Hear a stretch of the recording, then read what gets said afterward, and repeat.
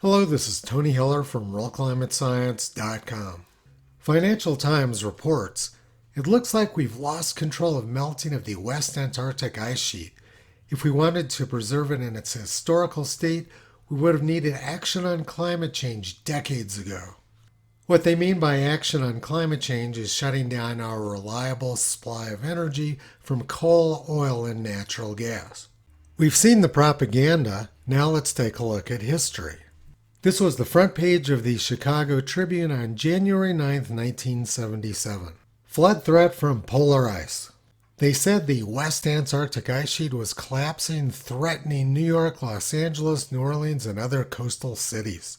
We're doing about the most we can do right now to study the possible collapse of the West ice sheet, said Dr. Richard Cameron, National Science Foundation Program Manager for Glaciology.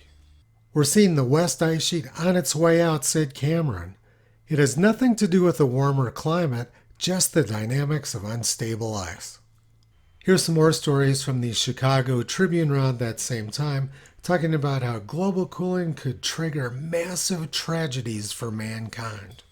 Now let's go back in time to 1932. Some great world changes taking place on the Antarctic continent. Its glaciers are shrinking. The Great Ice Barrier, which fronts the continent with a wall of ice for 250 miles, has receded at least 30 miles since it was first seen and surveyed. Sir James Ross, who went out on the earliest Antarctic expedition of the 19th century, and those who followed him, left clear descriptions of this tremendous ice frontage and its position.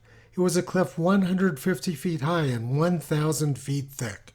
But now it appears to be continuing its century-long process of shrinking, and that process may have been going on for centuries. What they were talking about was the Ross Ice Shelf, which is the West Antarctic ice sheet.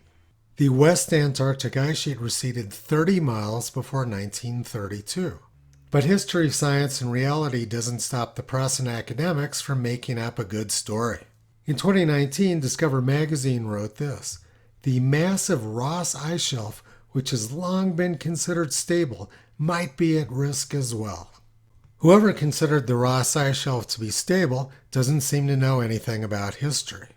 People who've studied the history of the West Antarctic ice sheet know that it's been retreating for a long time and has nothing to do with fossil fuels or carbon dioxide.